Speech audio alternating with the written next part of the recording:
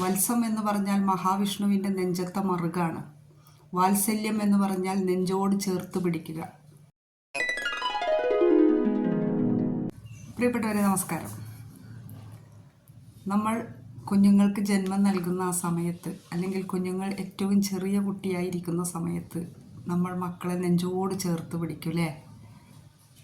നമ്മൾ നമ്മുടെ നെഞ്ചോട് ചേർത്ത് പിടിച്ചിട്ടാണ് കുഞ്ഞു മക്കളെ വളർത്തിയെടുക്കാറ്. ആ നെഞ്ചോട് ചേർത്ത് പിടിക്കാൻ കുറച്ച് നടക്കാനാവുമ്പോൾ നമ്മളവരെ കൈ പിടിച്ച് നടത്തും. അത് കഴിഞ്ഞ് ഒറ്റയ്ക്ക് നടക്കാനാകുമ്പോൾ പിന്നെ നമ്മൾ കൈ പിടിക്കുകയില്ല. അവർ നമ്മുടെ മുന്നേ നടക്കും, അല്ലെങ്കിൽ നമ്മുടെ കൂടെ നടക്കും. അപ്പോഴും നമ്മൾ അവരെ ചേർത്ത് പിടിക്കുന്നില്ല. പക്ഷെ നമുക്ക് പറ്റുന്ന അബദ്ധം എന്ന് പറയുന്നത്, മക്കളെ, നമ്മുടെ കുട്ടികൾ ഒരു 10ാം ക്ലാസ് പ്ലസ് 2 എത്തുന്ന സമയം വരെ നമ്മൾ നമ്മളുടെ കുഞ്ഞുങ്ങളെ ചേർത്ത് പിടിക്കണം. എപ്പോഴാണ് നമ്മളെ കയ്യിൽ നിന്നും അവർ അകന്നകന്ന് പോകുന്നത്?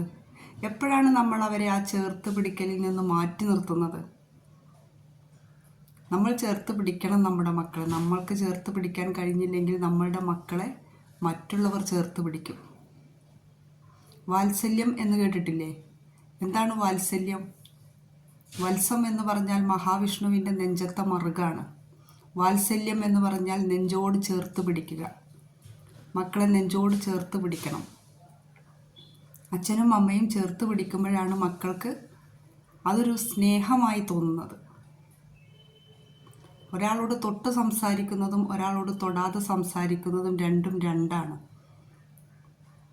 കുഞ്ഞിനെ ചേർത്ത് പിടിച്ച് അവനോടൊന്ന് പുഞ്ചിരിച്ച് സംസാരിച്ച് അവൻ്റെ വിശേഷങ്ങളൊക്കെ ചോദിച്ച്, അവൻ്റെ സ്കൂളിലെ വിശേഷങ്ങൾ ചോദിച്ച്, അവൻ്റെ കൂട്ടുകാരുടെ വിശേഷങ്ങൾ ചോദിച്ച്, എന്തൊക്കെയുണ്ടടാ വിശേഷങ്ങൾ എന്ന് ചോദിച്ച് അവനോട് സൗമ്യമായിട്ട് പെരുമാറി ചിരിച്ചുകൊണ്ട് സംസാരിച്ച് അവനെ നമ്മോട് ചേർത്ത് പിടിക്കുമ്പോഴാണ് നമ്മുടെ കുട്ടിക്ക് നമ്മുടെ സ്നേഹം മനസ്സിലാകുന്നത്.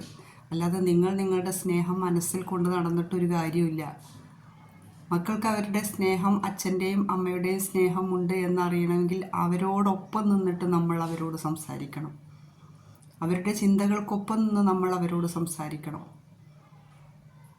നമ്മളെക്കാൾ ബുദ്ധിയുള്ളവരാണ് ഇപ്പോഴത്തെ കുട്ടികൾ. നമ്മൾ ചിന്തിക്കുന്നതിൻ്റെ 10 ഇരട്ടി ചിന്തിക്കാൻ കഴിയുന്ന മക്കളാണവർ. ചേർത്ത് പിടിക്കാൻ നിങ്ങൾ വൈകരുത്. ഇന്ന് നിങ്ങൾ ചേർത്ത് പിടിക്കാൻ വൈകിപ്പോയാൽ പിന്നെ നാളെ അതിനൊരു പക്ഷേ നിങ്ങൾക്ക് സമയം ലഭിക്കില്ല.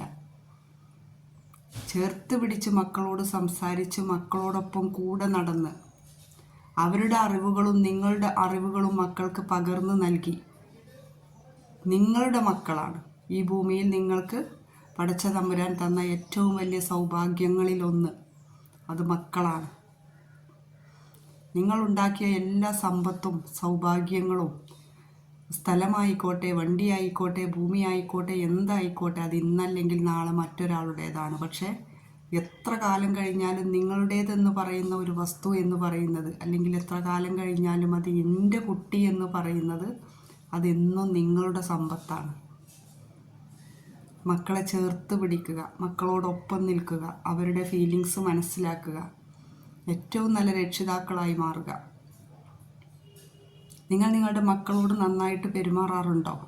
നിങ്ങളൊന്ന് ആലോചിച്ച് നോക്കൂ. ഇന്ന് നിങ്ങൾ നിങ്ങളുടെ മക്കളോട് പെരുമാറിയത് എങ്ങനെയാണെന്ന് നിങ്ങളൊന്ന് കമൻറ്റ് ചെയ്യൂ.